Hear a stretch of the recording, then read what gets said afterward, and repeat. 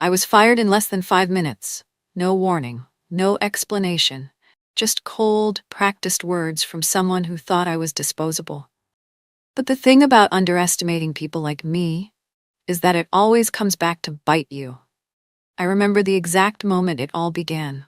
It was a Thursday morning, 8:12 a.m., and I was standing by the third-floor espresso machine, waiting for the last few drops of oat milk to slide into my travel mug. The office was quiet, that comforting lull before the rush of meetings and Slack pings. My phone buzzed with a calendar reminder. 9:30 a.m., internal prep, Paragon Global deal. I had spent the last 7 months leading that negotiation, a $50 million cross-border partnership that could take our company global. I had flown to Zurich twice, coordinated across 5 time zones, and rebuilt the deal structure from scratch when their legal team backed out last minute. I was proud of that work, not because I needed the praise, I hadn't had much of that in years, but because I knew how much it mattered. I was halfway through stirring my coffee when Ethan walked in. He didn't say good morning. He didn't even glance my way. He moved like he owned the place, and in some ways, he almost did. Ethan Sinclair, 27 years old, freshly imported from a failed startup and conveniently the CEO's nephew. He'd been in the office less than 3 months, and already he had his nameplate outside a corner office and a small army of sycophants whispering about next-gen leadership. He paused by the fridge, grabbed a protein shake, and without looking at me said, "Brooklyn, I need you in HR. Now." That was it. No context, no smile, no eye contact. I blinked. HR? Yeah, he said flatly. You'll want to bring your laptop. I stared at him for a beat, trying to read the tone, the motive, anything. But his face was unreadable, detached, like he was reading from a script he didn't write. Still confused, I followed him down the hall, the ache in my chest tightening with every step. I passed familiar desks, people I had mentored, teams I had built. No one made eye contact. When we entered the HR office, Marlene, our head of people, was already there. She didn't smile either. "Brooklyn," she began, "this won't take long." That's when I knew. "We're making some strategic shifts," Ethan cut in, arms crossed. "And your role has been deemed redundant in the new structure." Redundant. I had been at this company for 11 years. I had built the entire client services department from nothing. I'd negotiated over 100 contracts, saved more clients than I could count, and worked through holidays while holding back tears during my divorce. And now I was redundant? I felt my body tense, every cell vibrating with a mix of rage and disbelief. But I didn't give him the satisfaction. I didn't cry. I didn't argue. I looked him straight in the eye, smiled, steady and polite, and said, "Understood." That was the moment I stopped being afraid. I packed my things in silence. My team watched from behind their screens, shifting uncomfortably, sensing something wasn't right. I gave a quiet nod to the junior associate I had trained last year. She looked like she wanted to cry. No one said a word. I walked out of the building without looking back, but inside, I was burning. Not with hatred. Not yet. It was something else, something deeper. A single question repeating in my head. Why now? Why will you fire me without warning just days before the most important deal in our company's history? And why did it feel like he hadn't thought it through? The drive home was a blur. I don't remember the lights. I don't remember the radio. I just remember gripping the steering wheel like it was the only thing tethering me to reality. My hands were shaking, but my face, calm. Too calm. That kind of calm only shows up when your brain is in shock. I pulled into my driveway and sat there for a long time, staring at the front door like it belonged to someone else. 11 years. I had given that company more of myself than I'd given to anything or anyone. Birthdays missed, vacations canceled, answering client calls with my laptop open on hospital waiting room chairs. I wasn't just invested, I was ingrained. And I was let go like I was temporary. I changed out of my work clothes, made a pot of coffee, and sat on the couch, still in a daze. The silence in my apartment was loud, too loud. I kept replaying Ethan's words in my head. Your role has been deemed redundant. The way he said it, like he was reading off a cue card. Like someone had told him to say it and he didn't fully understand what it meant. But what gnawed at me more than the dismissal was the timing. I wasn't just working on any deal, I was leading the deal. The Paragon Global contract wasn't a project I had inherited. I had built it. I'd spent months navigating cultural nuances, foreign legal frameworks, and a notoriously picky executive team. We were days away from the final signing. I was the only one on our side who had direct access to their leadership. And yet, I was gone. Why? I picked up my phone and stared at the screen. No missed calls, no messages. Not from HR, not from the CEO, not even from the team I led. The silence was telling. Then, at 7:42 p.m., my phone buzzed. Unknown number. I hesitated for a moment before answering. Brooklyn? I froze. It was Graham Whitmore, the CEO. I just found out what happened, he said, his voice tight with anger. Why the hell weren't you in the Paragon call this morning? Because I don't work there anymore, I said flatly. There was a long pause. Ethan fired you? He asked, like he couldn't believe the words, even as he spoke them. Apparently my role was no longer needed. Another pause, then the sound of papers being shuffled, drawers opening, a quiet curse under his breath. Jesus, he muttered. Did he even read the Paragon contract? I sat upright. What are you talking about? You're the designated negotiator on the deal. That clause was added specifically to protect the integrity of the agreement. After what happened with the Corel merger, we couldn't risk another last-minute personnel switch. I blinked. So, no one else can finalize it? Not without your signature. Not legally. Not diplomatically. Paragon insisted on it. They liked your approach, said you made them feel understood. I said nothing. He continued, voice lower now. Brooklyn, he didn't read the contract. Ethan just shot himself in the foot. A strange feeling stirred in my chest. It wasn't satisfaction. Not yet. But it was something close. I had been treated like a pawn, but now it was clear. I was the keystone. The whole deal was balanced on my name, my relationships, my work, and Ethan, he had no idea. I'll be in touch, Graham said quickly. I need to handle this. The call ended. I set the phone down slowly and stared ahead. The anger I thought I'd buried began to simmer, not hot, fiery rage.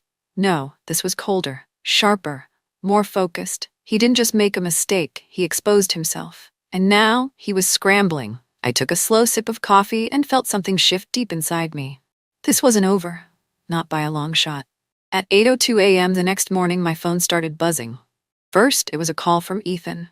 I didn't answer. Then HR, legal, marketing. One after the other. Missed calls stacked up like bricks, and I let every single one of them go to voicemail. My inbox flooded with messages marked urgent in all caps, but none of them included an apology. Not even a hint of acknowledgement, only panic. And panic was a language I understood well. I made a second cup of coffee and sat in the exact same spot on my couch as the night before. The sunlight poured in through the window, casting long lines across the floor, but I felt no warmth, only clarity. Ethan had made a fatal error, and the company knew it. By 9:17 a.m., the name I hadn't seen in over a year lit up my screen. Chloe Morales. Chloe and I had been close when she was on my team. She transferred to marketing after a promotion, and though we drifted apart professionally, I always trusted her instincts. Brooklyn, she whispered when I picked up. You are not going to believe what's happening right now. Try me. Graham just walked into the main conference room mid-meeting, carrying the Paragon contract. Ethan was there, trying to bluff his way through the final prep with the exec team, and Graham he slammed the binder on the table and asked one question. I didn't breathe. Did you read this before you fired Brooklyn? She said, voice trembling. Everyone went dead quiet. I closed my eyes, imagining the room. And Ethan, she continued, he tried to spin it, said something vague about realigning strategy and how we needed more agile roles or some garbage. But Graham wasn't having it. He flipped to the clause. The one that names you the sole negotiator. Of course he did. I'd fought to have that clause added after the Corel disaster, where a last-minute personnel change nearly cost us a multi-million-dollar client. Graham had backed me then, and clearly he hadn't forgotten. Ethan went pale, Chloe added. Like I've never seen someone drain color that fast. It was bad. I exhaled slowly. What did Graham say? He said, and I quote, if this deal collapses, your position becomes negotiable. Then he walked out. I let the words sink in, feeling a quiet shift in the air around me. This wasn't just about me anymore. This was about leadership, about competence, about everything we pretend companies care about but rarely act on, until they're forced to. Chloe hesitated. I don't know what you're planning, But everyone's watching. I thanked her, ended the call, and sat motionless for a long time. My phone kept buzzing, voicemails, texts, desperate pings on LinkedIn from people who'd ignored my emails just last week. I didn't respond. Instead, I opened a blank email draft, addressed it to Graham. Typed 3 lines. I'm willing to return to assist with the Paragon negotiations under specific conditions. Please confirm a time to meet privately before I re-enter the office. Brooklyn Harris. I hit send. Then I stood, got dressed, and put on the same heels I wore the day I signed the Zurich terms with Paragon. When I arrived at the office just past noon, I didn't take the back stairwell like I used to. I walked straight through the front lobby. Every eye followed me. The receptionist nearly fell over herself. Miss Harris, Brooklyn. Mr. Whitmore is expecting you. The hush that fell over the floor was unmistakable. Desks stilled. Conversations stopped mid-sentence. I walked past them all, the same people who'd kept their heads down when I was escorted out. And I didn't flinch. Let them see me. Let them remember this. Graham was already standing by his office door when I arrived. Brooklyn, he said simply. I didn't smile. I didn't shake his hand. I just looked him in the eye and walked inside. His office smelled like oak and old tension. He closed the door behind us. I made a mistake, he began. I thought giving Ethan some real responsibility would help him grow. I didn't expect him to set fire to the house before learning how to hold a match. I sat down, legs crossed, steady.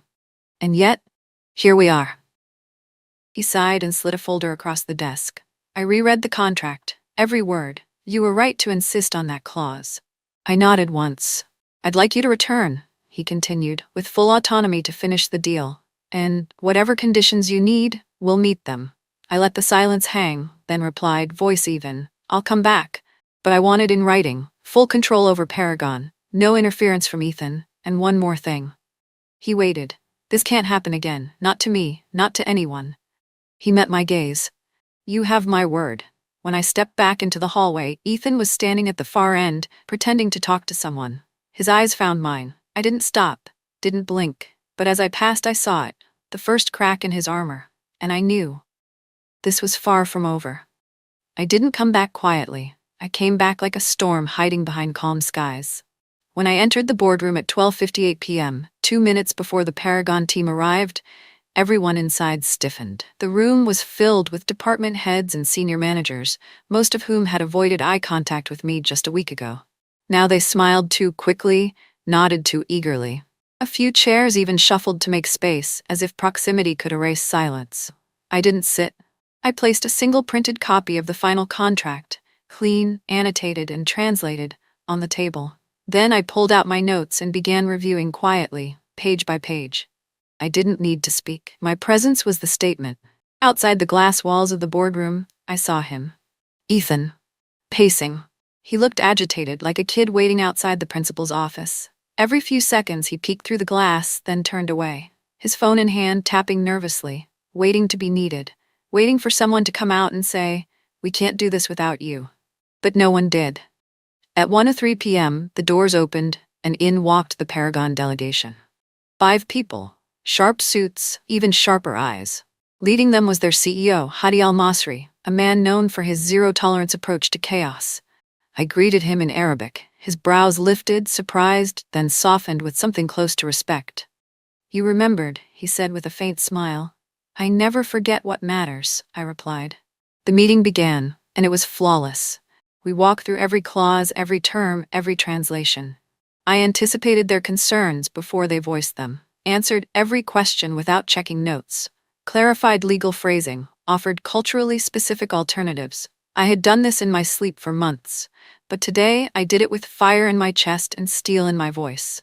At exactly 3:11 p.m., we signed. Hands were shaken, documents exchanged, smiles shared. Paragon was ours. After they left, the room stayed quiet. Everyone looked at me like I had just pulled a plane from the sky and landed it on the roof. Graham approached, eyes lighter than I'd ever seen them. You saved it, he said, voice full of something close to awe. You saved us. I looked at him. I didn't save anyone. I just did what I was hired to do, what I should have been allowed to do without interruption. He nodded, understanding. No defense, no excuses, just recognition. I stepped out of the room, And for a brief moment, I saw Ethan again. He stood frozen near the elevators, face flushed, lips pressed into a hard line. We locked eyes, and for the first time, he looked unsure. Not angry, not smug, uncertain. Because he knew, everyone did, that what he tried to erase had just become the company's greatest win. But I didn't smirk, I didn't gloat, I just walked past him like he was exactly what he feared becoming, irrelevant. In the days after the Paragon deal was signed, the office shifted. People smiled more, laughed louder in the break room. Emails came with exclamation points again. On the surface, it felt like the company had taken a breath after nearly drowning. But beneath that calm, I felt something else. Pressure, like a floorboard ready to crack. Ethan had disappeared for a few days. On leave, according to the polite company-wide memo. No apology, no accountability, just a convenient vanishing act. I knew better than to believe he was gone for good. Men like him don't vanish, they reload. By the following Monday, he was back. Not in meetings, not in the spotlight, but around, present, hovering. I'd pass him in the hallway, and he'd offer a tight, mocking smile, as if we were co-stars in some twisted office drama only he could direct. I ignored him. I had work to do. I threw myself into rebuilding trust, meeting with shaken teams, clarifying goals, streamlining messy workflows that had suffered during the chaos. My calendar was full, my energy laser-focused. Until the first glitch. An email I sent to finalize a client's pricing tier bounced back. When I checked the thread, I realized someone had changed the document I'd attached. The numbers were wrong, wildly wrong, and the timestamp showed the edit had been made using my login from a workstation I hadn't touched in weeks. Then it happened again. A compliance form I'd submitted for a regional partner came back flagged, claiming I'd omitted required signatures. I remembered signing every field. I had the original PDF, but the one in the system? Completely blank. At first I questioned myself. Maybe I was rushing. Maybe I'd made a mistake. It happens. But then I found the email to HR, the one I had never written. It said I was struggling to manage stress post-reinstatement and asked to reduce my workload until further notice. It was signed with my name. Sent from my account. Except I didn't write it. That was the moment I knew. This wasn't clumsiness. It was war. A quiet war. I reported it immediately. IT ran a security check. No external breach, no malware, no phishing. The messages had originated internally, from shared terminals. Someone inside the company was using my credentials to make me look incompetent. And I already knew who. But I didn't say his name. Not yet. I needed proof. So I began to document every discrepancy, every glitch, every edited file. I created a secure folder, updated it daily. I started logging entry times, camera footage locations, even small details, like when Ethan's assistant started working late without any meetings scheduled. I didn't tell anyone. I didn't vent over drinks or whisper in elevators. I just waited. Let them think I was spiraling. Let them believe I was too tired, too rattled, too overwhelmed to see the threads. I had learned this strategy the hard way back in my first job out of college, when a senior director had tried the same game. He'd isolated me, fed the narrative that I wasn't a team player, and orchestrated a slow bleed until I walked away, humiliated and replaceable. But I wasn't 23 anymore, and this time, I was ready. Still, there were moments that cracked me. Like when I heard Ethan's voice in the conference room late one night, talking to a junior executive who didn't know I was nearby. "She's unraveling," he said casually. "Too much pressure. Paranoia. I think we need to start planning for succession in client strategy." The other voice hesitated, but she landed Paragon. Ethan laughed, and nearly lost it. "We can't bet the company on emotional outbursts and ego." I stood frozen just beyond the glass, heart thudding. It wasn't just sabotage. It was a campaign. He was turning my success into an illusion. One stroke at a time, like smearing fingerprints off glass until no one remembered who left the mark. That night, I sat alone in the glass strategy room, the same one where I'd signed Paragon, and stared out over the city skyline. The lights blinked without care, indifferent to the silent war I was fighting. And I thought, how many others has he done this to? How many strong, competent people have walked out these doors in silence, blamed for problems they didn't create? I remembered the names, colleagues who had vanished quietly, one after a realignment, another after an HR misunderstanding. No one ever questioned it. We just moved on. But not this time. Not me. This time, I would not disappear. The email came at 7:41 a.m. Subject line: Audit Review Final Session. Sender: David Lynn, Lead Internal Auditor. Message: Mr. Whitmore has requested your presence at the executive review this morning. I closed my laptop without replying. I had already decided I was going, not to defend myself. Those days were over. I was going to watch the truth come out. At 9 a.m. sharp, I stepped into the executive boardroom. The walls were glass. The tension was not. Graham sat at the head of the table, quiet and unreadable. David and 2 auditors were already inside, along with 2 board members I hadn't seen in years. At 9:06, the door opened. Ethan walked in. Late, of course. He looked surprised to see me. That smirk twitched at the corner of his mouth. "She's not on the audit committee," he said, settling into a chair like this was just another performance. "She's here at my request," Graham replied without looking at him. David started calmly. "Over the last 3 weeks, we've identified multiple instances of internal credential misuse, access to shared terminals, document tampering, unauthorized email dispatches. This is a waste of time," Ethan cut in. "She's upset because David didn't flinch. "Every digital breadcrumb led back to a device used almost exclusively by your executive assistant. Same IP address, same timestamps." Ethan shifted. "You're reaching. She's been unstable since she came back. Everyone's seen it." I looked him straight in the eye. "You tried to erase me," I said. "You sabotaged my work. You weaponized silence and let people assume I was the problem. But I tracked every step, every edit, every login. You didn't just try to destroy my credibility. You tried to rewrite history." Ethan's face flushed. "You're delusional." Graham finally stood. "No," he said, "she's not. You are." The room fell silent. "I gave you chances," Graham continued, voice low but firm. "Too many. I wanted to believe you could grow into this role, that maybe the ambition was real. But all you did was tear down the people who carried this company through its hardest seasons." He turned to the board. "The evidence is clear. He's not just a liability, he's a threat to the integrity of this company." David nodded. "Our recommendation is immediate termination." Ethan looked around the room, searching for an ally. He found none.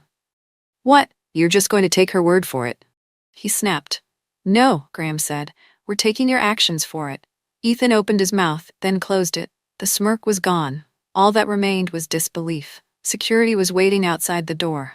When he realized what was happening, his shoulders dropped. No final tantrum, no dramatic exit. Just quiet. He walked out of the room without a single glance back. When the door closed, no one moved for a moment. Then Graham turned to me. "I'm sorry," he said simply. I shook my head. "I don't want sorry. I want better." He nodded, slowly, thoughtfully. "Then let's make it better." And for the first time in weeks, I felt it. Not victory. Relief. Because the truth was finally louder than the lies. 2 weeks after Ethan's quiet exit, the ripple effects were still unfolding. His name was never mentioned in meetings. His office door stayed shut, untouched. But the energy inside the company had shifted. Lighter, clearer. Like the entire building had finally exhaled. I didn't celebrate, I worked. I reorganized the client strategy department from the inside out, streamlining systems, rebuilding fractured relationships, and quietly bringing back 2 talented team members who'd left under creative differences. I held open-door hours twice a week, and slowly people started coming in. Not just for tasks, for conversations. Some wanted advice, some just wanted to say thank you. One afternoon, Graham called me into his office again. "I've been thinking," he said, placing a folder on the desk between us, "about the future, and about who should help shape it." Inside was a new contract, Executive Vice President of Strategy and Culture, a role that didn't just report up, it reached across. My voice would help guide not just clients, but internal policies, hiring standards, even leadership training. I looked at him carefully. "Why me?"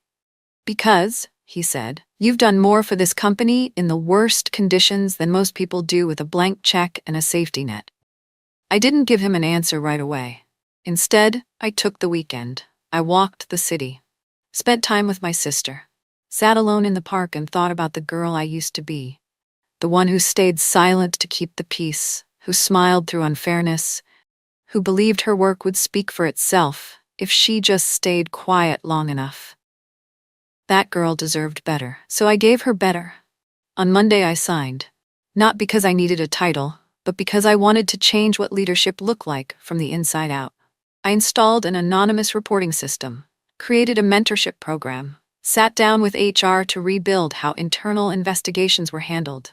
And when someone came to me quietly, with a trembling voice, afraid to speak up, I listened, because I knew exactly what it felt like to wonder if anyone would.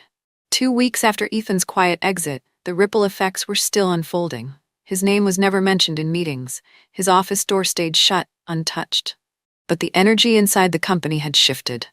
Lighter, clearer, like the entire building had finally exhaled. I didn't celebrate. I worked. I reorganized the client strategy department from the inside out, streamlining systems, rebuilding fractured relationships, and quietly bringing back 2 talented team members who'd left under creative differences. I held open door hours twice a week, and slowly, people started coming in.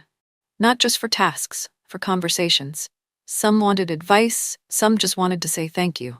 One afternoon, Graham called me into his office again. "I've been thinking," he said, placing a folder on the desk between us, "about the future and about who should help shape it."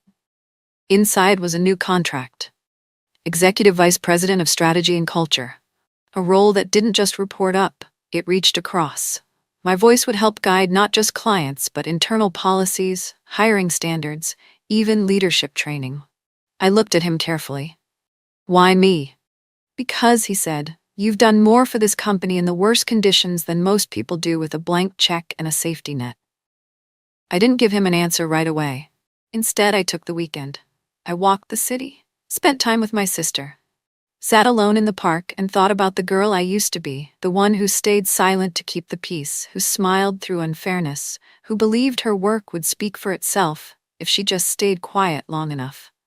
That girl deserved better. So I gave her better. On Monday I signed, not because I needed a title, but because I wanted to change what leadership looked like from the inside out. I installed an anonymous reporting system, created a mentorship program, sat down with HR to rebuild how internal investigations were handled, and when someone came to me quietly with a trembling voice, afraid to speak up, I listened because I knew exactly what it felt like to wonder if anyone would. This story isn't just about workplace drama. It's about dignity, about reclaiming your value when others try to strip it away. Brooklyn didn't win because she shouted louder. She won because she stayed grounded in who she was, gathered her strength in silence, and struck with precision when the truth was undeniable. In a world where power often protects itself, she proved that integrity, strategy, and quiet resilience can shift the balance. So what's the lesson? That professionalism is not weakness, that composure is not surrender, and that when you know your worth, you don't have to beg for a seat. You build your own table. If you've ever been dismissed, overlooked, or made to feel small in a space you helped build, this story is for you. You don't always get to pick your battles, but you do get to decide who you are in the middle of them. And sometimes, the most powerful move isn't to fight back in anger. It's to rise, calm, clear, and undeniable. Have you ever experienced something like this at work? What did you do?